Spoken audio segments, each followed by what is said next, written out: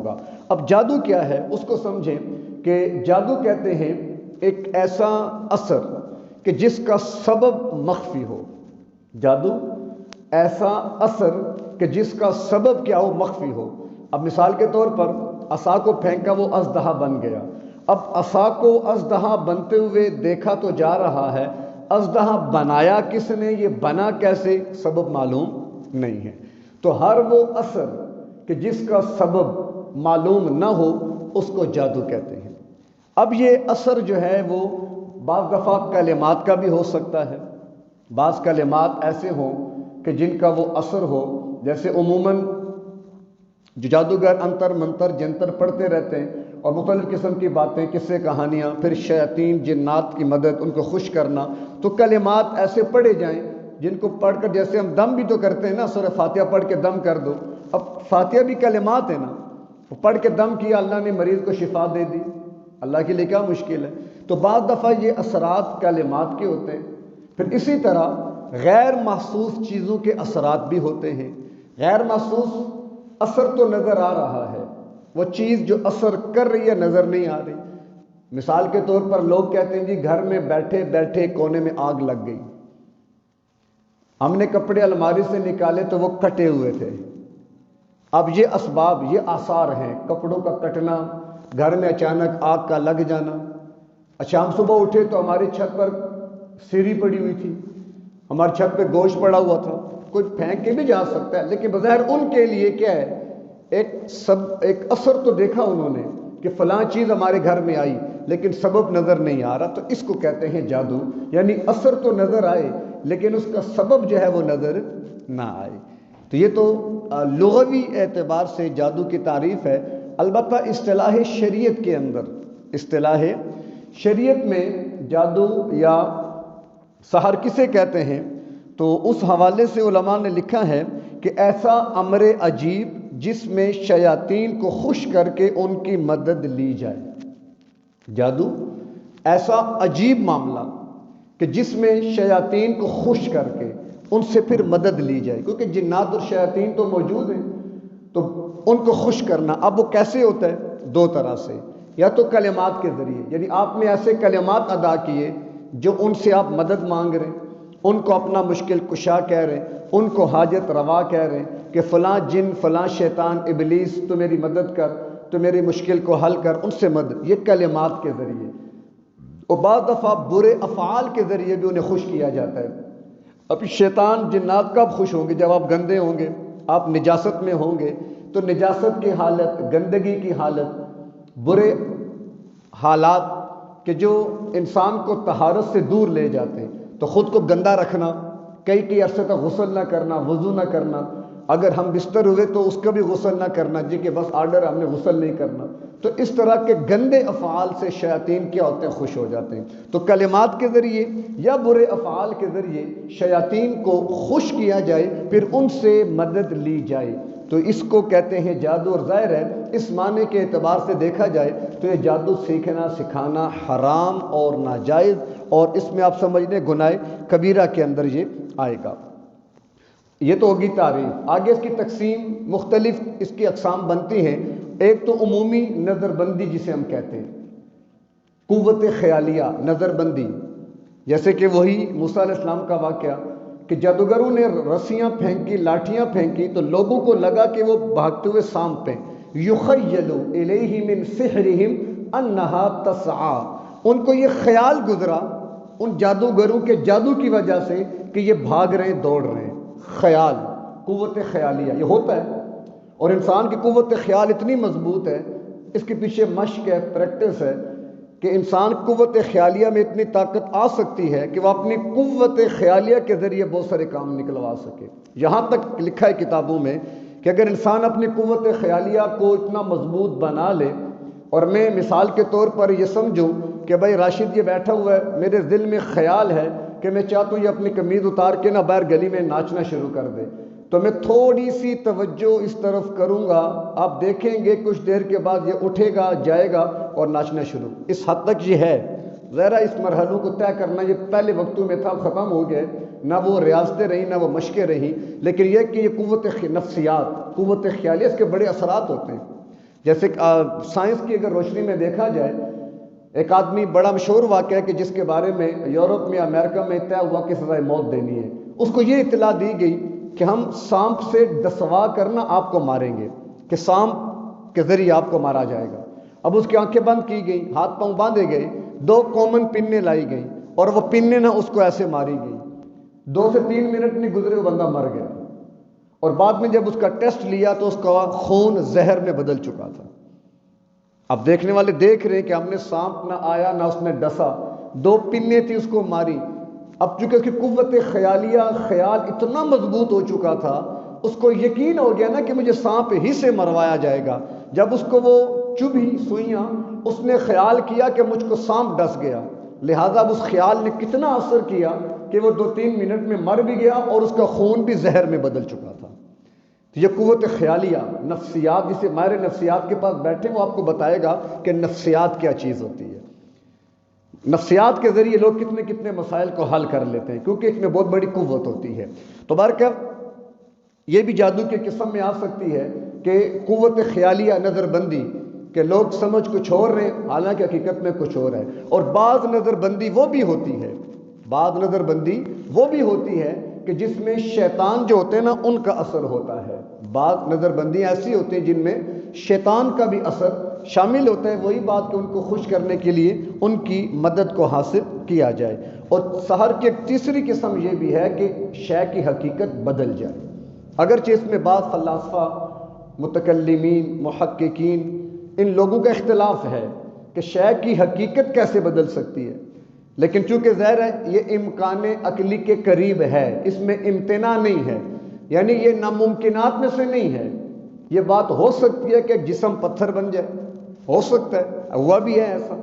اور اس پر وہ حضرت کعب احبار رضی اللہ تعالی عنہ، جو پہلے غالباً یہود تھے، پھر اللہ نے ان کو اسلام کی دولت عطا فرمائی، وہ کہا کرتے تھے، بڑی مشہور حدیث ہے ان کی، کہ کچھ کلمات ہیں جو میں پڑھا کرتا ہوں، اگر وہ کلمات میں نہ پڑھتا تو یہود مجھے گدھا بنا دیتے۔ تو ظاہر ہے یہ کیا ہے؟ حقیقت کا بدل جانا۔ تو بعض علماء نے لکھا ہے کہ یہ ممکن ہے کہ شے کی حقیقت بدل جائے۔ تو یہ جادو کے ضمن میں چیزیں ہیں۔ آگے جو بنیادی مقصد تھا ان آیات کے اتارنے کا، وہ تھا سحر اور معجزہ، ان کے درمیان فرق کرنا، تاکہ لوگ دھوکے میں نہ پڑیں اور جادوگروں کے پیچھے لگ کے اپنی عاقبت نہ خراب کر دیں۔ تو اس میں موٹی سی بات یہ ہے، معجزہ اور جادو میں فرق، کیونکہ بظاہر اسباب میں، انجام کار میں، طریقہ کار میں ایک جیسے ہوتے ہیں دونوں، لیکن ظاہر حقیقت تو بڑی مختلف ہے۔ مختلف حقیقت اس بنیاد پر ہے کہ جادو جو ہوتا ہے وہ اسباب طبیعیہ کے تابع ہوتا ہے۔ آپ کوئی سبب اختیار کریں گے تو وہ شے وجود میں آئے گی، خواہ وہ سبب کلمات ہیں، خواہ وہ کوئی آپ کا کوئی بھی کسی قسم کا عمل ہے، اس عمل کی بنیاد پر وہ معاملہ ہوگا۔ جبکہ معجزہ اسباب طبیعیہ کے تابع نہیں ہوتا، وہ براہ راست اللہ کا فعل ہوتا ہے، وہ براہ راست اللہ کا فعل۔ تب بھی عوام کے لیے مشکل ہے اس کو سمجھنا کہ اب اسباب طبیعیہ کی تلاش کون کرے گا؟ جادوگروں نے رسیاں پھینکی، وہ دوڑ پڑی، عوام کے سامنے آ گیا۔ موسیٰ علیہ السلام نے عصا پھینکی، وہ اژدہا بن گیا، عوام کے سامنے آ گیا۔ عوام کیسے فرق کرے کہ ابھی جادو ہے یہ معجزہ ہے؟ تو اس میں پھر یہ بات لکھی گئی ہے کہ جادو ایسے لوگوں سے ہوتا ہے کہ جو عموماً گندے ہوتے ہیں، غیر اخلاقی حرکات کے عادی ہوتے ہیں، غلاظت اور نجاست میں رہتے ہیں، گندگی میں رہتے ہیں، کیونکہ انہی کا جادو زیادہ چلتا ہے جو جتنے زیادہ گندے۔ کیوں؟ نجاست، غلاظت، گندگی یہ شیطان کے مرغوب چیزیں ہیں، تو جو اس بنیاد پر جا کر شیطان کو راضی کرے گا اس سے شیطان زیادہ خوش ہوتا ہے، اس کے پھر کام بھی کرتا ہے۔ جبکہ معجزہ ایسی شخصیات سے ظاہر ہوتا ہے جو اپنی شرافت میں، اپنی طہارت میں، اپنی عزت آبرو میں بہت اعلیٰ درجے کے ہوتے ہیں، جو پوری قوم میں ایک نمونہ ہوتے ہیں۔ تو گویا کہ سمجھ آ گئی کہ جادو ایسے لوگوں کے ہاتھوں سے ظاہر ہوگا کہ جن کا کوئی ماضی نہیں ہے، جو گندے مندے، غلاظت، نجاست میں لتھڑے ہوئے ہوتے ہیں۔ اس کے مقابلے میں معجزہ ایسی شخصیات سے ظاہر ہوتا ہے جو انبیاء ہوتے ہیں، پاک صاف، طہارت، با اخلاق، با کردار۔ تو وہاں سے جا کر ہم فرق معلوم کر سکتے ہیں۔ اور آخری بات احکام شرعیہ جادو کے بارے میں، کیونکہ آج کل ہمارے معاشرے میں بھی کیا ہے، 2 ہفتے دکان چلی، تیسرے ہفتے کام رک گیا، کسی نے جادو کر دی ہے، اولاد نہیں ہو رہی، کسی نے جادو کر دی ہے۔ اچھا کاروبار ٹھپ ہو گیا بھائی کسی نے جادو، چلو جی عاملین کی تلاش کرو، اب عاملین کے پاس جاتے ہیں، چیک کر کے بتائیں جی کیا مسئلہ ہے، اولاد نہیں ہو رہی، کاروبار نہیں چل رہا۔ پھر ہم اکثر اشتہار بھی دیکھتے ہیں، کاروبار کی بندش اور رشتوں کی بندش دور، فلانا بابا فلانا بابا فلانا بابا، بہرکیف اللہ حفاظت فرمائے۔ تو اس میں شرعی مسئلہ سمجھ لیں کہ جہاں تک تعلق موجودہ، چونکہ ہم تو موجودہ دور کی بات کریں گے، آج کل جادو تو نہیں ہے، اتنا ذہن میں رکھیں یہود آج بھی جادو کر رہے ہیں۔ ایک جماعت قبالہ کے نام سے یہود کی آج بھی موجود ہے، جس میں بہت عرصہ پہلے یہ سب سامنے خبر آئی تھی کہ تقریباً 40 پوری دنیا کے بڑے جادوگر ہیں جو اس وقت وہاں اسرائیل میں موجود ہیں، جو تسخیر اذہان کا عمل کر رہے ہیں۔ تمام حکمران عوام ان کے ذہنوں کو اپنے گرفت میں لینا، جیسے ہمارے جتنے حکمران ہیں پوری دنیا کے آپ دیکھ لیں، وہ سارے کے سارے لٹو بن چکے ہیں۔ اکثر حکمرانوں کے بارے میں پتہ چلتا ہے جنہیں مار دیا گیا، یعنی جو ان کے جادو کے اثر میں نہ آ سکے اس کو مار دیتے ہیں، جو جادو کے اثر میں آ جائے اس کو اپنی مرضی سے وہ استعمال کر لیتے ہیں۔ تو 40 جادوگروں پر مشتمل ایک جماعت، اور ہر جادوگر کے انڈر تقریباً 400 جادوگر مزید کام کر رہے ہیں۔ تو اس وقت عالم یہود کا جادو بڑی تیزی سے اثر کر رہا ہے۔ پھر آپ نے کچھ علامات، مثال کے طور پر یہ ایک علامت عموماً آپ دیکھتے ہوں گے، اسی طرح ایک یہ والا ایک علامت ہے نشان، یہ آپ اکثر دیکھتے ہوں گے۔ پھر اسی طرح یہ والا بھی ہو گیا، یہ والا، اور پھر اس کے علاوہ آپ دیکھتے ہیں کھوپڑی جس کے ساتھ 2 ایسے ہڈیاں ہوتی ہیں، شرٹس کے اوپر موٹر سائیکلوں کے پیچھے نوجوانوں نے بنائی ہوتی ہیں۔ تو یہ سارے جو چیزیں ہیں، ایسے سینگ بھی آپ دیکھ لیں، جلتے ہوئے سینگ بھی اب مارکیٹ میں آ گئے ہیں۔ یہ وہ چیزیں اور علامات ہیں کہ جن پر باقاعدہ کام ہوا ہے، پڑھائی ہوئی ہے، جادو ہوا ہے۔ اب وہ نشانات جہاں جہاں بھی جائیں گے اپنے اثرات ہوں گے۔ جیسے مثال کے طور پر تعویذ بچوں کے گلوں میں ڈالا جاتا ہے، اب بڑے تو سبق قرآن کا پڑھ لیتے ہیں نا، ان کو تو ہم آیات پڑھنے کے لیے دیتے ہیں کہ تم پڑھو، جبکہ چھوٹے بچے تو قرآن نہیں پڑھ سکتے، تو وہ آیات لکھ کر گلے میں ڈال دی جاتی ہیں۔ پھر کیا ہوتا ہے، ان کے اثرات ہوتے ہیں۔ ایسے ہی ایک خط ہے حضرت ابو دجانہ رضی اللہ تعالیٰ عنہ غالباً، جو جنات کی وجہ سے بڑے پریشان رہتے تھے، تو آپ صلی اللہ علیہ وسلم نے خط لکھا تھا جنات کے نام اور کہا تھا اپنے سرانے کے نیچے رکھ لینا۔ آج بھی وہ خط موجود ہے، آج بھی جو اچھے صحیح عاملین ہیں وہ خط دیتے ہیں اپنے گھروں میں لگا لو، وہ لگا ہوا ہے نا، اب اس کے اثرات ہیں، اس کی تاثیر ہے، تو اثرات ہوتے ہیں چیزوں کے۔ تو آج ہمارے ہاں اس قسم کے بہت سارے، اب ایک نئی کھوپڑی آئی ہے آج کل کہ جو کھوپڑی بنی ہے اور ایسے اس کے دانت بنے ہوئے ہیں، اس طرح آگے سے نیچے نکلے ہوئے ہیں۔ یہ سارے وہ نشانات جن پر وہ بیٹھ کر جادو کر کے اس کو عام کرتے ہیں۔ اسی طرح 311 کا ایک عدد ہے، وہ بہت چلتا ہے، اور 13 کا عدد، مختلف اعداد بھی ہیں کہ جن کے پیچھے پورا ایک پس منظر ہے۔ حروف ابجد، علم ابجد، علم رمل، علم جفر پہلے ہوتے تھے، اب نہیں رہے، لیکن کتابوں سے لوگ بیٹھ کر لگے رہتے ہیں تو وہ اس کے ماہر نہیں ہوتے، لیکن یہ کہ چیزیں ہیں، ان کا وجود تھا، تو ان چیزوں کے اثرات ہوتے ہیں۔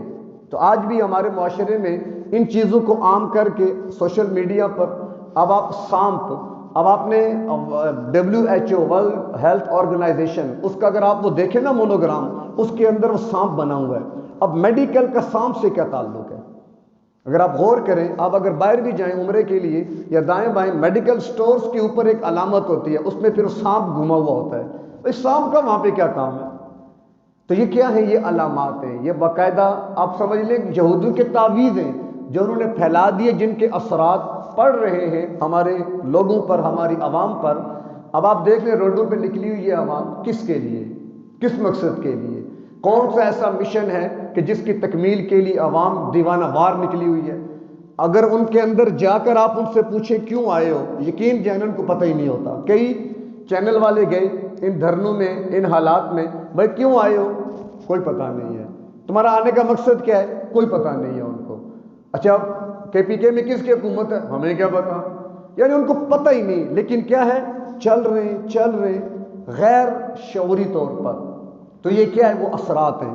چونکہ ہمارے ہاں اللہ معاف فرمائے روحانیت کی کمی ہے، اصل میں اس کا مقابلہ ہوتا ہے روحانیت کے ساتھ۔ جتنی آپ کی روحانیت مضبوط ہوگی، یہ چیزیں آپ پہ اثر انداز نہیں ہوتی۔ علماء کیوں فرماتے ہیں، تبلیغی حضرات کیوں ترغیب دیتے ہیں کہ فجر کے بعد تیسرا کلمہ، تیسرا کلمہ یہ تو ہر بندے کو روزانہ پڑھنا چاہیے۔ اللہ کے نبی صلی اللہ علیہ وسلم کا فرمان، آخری وقت جب دجال آئے گا تو تمام چیزوں پر، اجناس پر قابض ہو جائے گا، کھانے کو نہیں ملے گا۔ صحابہ نے عرض کی تو مسلمان ان کی خوراک کیا ہوگی؟ تو اللہ کے نبی نے فرمایا سبحان اللہ، الحمدللہ، لا الہ الا اللہ، اللہ اکبر۔ وہ تسبیحات پڑھیں گے، ان کی بھوک مٹے گی۔ تو یہ اشارہ تھا، اس لیے علماء نے لکھا ہے کہ اب ظاہر دجال کے آنے سے پہلے دجل پھیلے گا، یہ علامات ہیں۔ دجال کے آنے سے پہلے دجل، دھوکہ، فریب عام ہو جائے گا۔ آج آپ دیکھ لیں دجل کتنا عام ہے، دھوکہ کتنا عام ہے۔ دکاندار، ریڑی والے دکھاتے کچھ ہیں اور دیتے کچھ ہیں، کتنا عام ہے یہ معاملہ۔ اب عوام نکلی ہے روڈوں پر، پہلے سے پوچھے کیوں نکلے ہو، کوئی پتہ نہیں۔ آخری سے پوچھے کیا کر رہے ہو، کوئی پتہ نہیں۔ کب تک رکو گے، کوئی پتہ نہیں۔ ہوگا کیا، ہفتہ 2 ہفتے بیٹھے رہیں گے، ساتھ ہی جی مذاکرات ہو گئے، چلو جی گھر جاؤ۔ کیا پایا، کیا کھویا، کیوں آئے، کیوں گئے، کوئی پتہ نہیں۔ یہ کیا ہے؟ یہ مسمرزیم، قوت خیالی اور جادو کے اثرات جنہوں نے ہماری عقلوں کو معاف کر دیا، پتہ ہی نہیں چلتا، ہم بے بس ہو کر چل پڑتے ہیں اس جادو کے اثر کی وجہ سے۔ تو اس لیے یہاں پر اس کی تردید ہے، تردید اس معنی میں کہ یہ شیطانی کام ہے۔ اور آج بھی ذرا یہود شیطان ہی ہے نا سارے، وہ جادو کے زور پہ اب کام کر رہے ہیں، سارے جادو کے زور پہ۔ بڑی اس میں ڈیٹیل ہے۔ اور شاہ فہد تھا کہ وہ اس کا بھائی تھا جس کے مروانے میں اس کے بھتیجے کا کردار تھا، اس کے اوپر بھی یہودن عورت کے ذریعے جادو ڈالا گیا تھا اور اس کے عشق میں پھنسا کے اس نے اس سے یہ کام کروا لیا تھا۔ اس حد تک معاملات چلے جاتے ہیں۔ آج آپ دیکھ لیں حکومتوں کا بننا ٹوٹنا یہ کیا ہے؟ یہ سب جادو ہے۔ روحانیت ہے کوئی نہیں، نمازوں کا پتہ کوئی نہیں۔ ہمارے حکمران تو پتہ ہی ہے آپ کو، جن کو نہ سورہ اخلاص آتی ہے، نہ جن کو نماز آتی ہے، نماز کے طریقے نہیں پتہ۔ اب وہ ان کا مقابلہ کیسے کریں گے؟ وہ تو پہلے ہی سو کے کھلاڑی بنے ہوئے ہیں۔ تو جتنی زیادہ روحانیت ہوگی ان اثرات کا مقابلہ ہو سکے گا، اور روحانیت کمزور ہوگی تو یہ ہمیں کھا جائیں گے اسی طرح ہی۔ تو بہرکیف بات خیر دور نکل گئی۔ تو ان آیات میں اس بات کی تردید ہے کہ سلیمان علیہ السلام جادوگر نہیں ہے، کیونکہ جادو کرنا شیاطین کا کام ہے، اور سلیمان علیہ السلام تو اللہ کے نبی ہیں۔ البتہ چونکہ ایک سسٹم ہے، جادو چلا آیا، آج بھی موجود ہے، لیکن آج کے دور میں عاملین 100 میں سے کوئی ایک میں کہتا ہوں ٹھیک ہوگا، 99 آپ سمجھ لیں کہ وہ ایسے ہی خام خواہ عوام کے جان اور مال اور عزت سے کھیل رہے ہیں۔ کتنے کیس پکڑے گئے، کتنے عامل پکڑے گئے، کتنی عورتوں کے تو کہتے ہیں مت ماری ہوتی ہے نا، پتہ چل جائے کہ فلاں کوئی عامل بابا بیٹھ گیا تو عورتوں کا رش پڑ جاتا ہے وہاں پر، اور مردوں کو بھی احساس نہیں ہوتا، ٹھیک ہے بھائی جاؤ، کچھ ملتا ہے تو لے آؤ۔ پھر وہ کیا ملتا ہے، کیا لاتی ہیں، اللہ کی پناہ اس سے۔ تو کسی عامل کے پاس جانے کی ضرورت نہیں، قرآن سب سے بہترین چیز ہے۔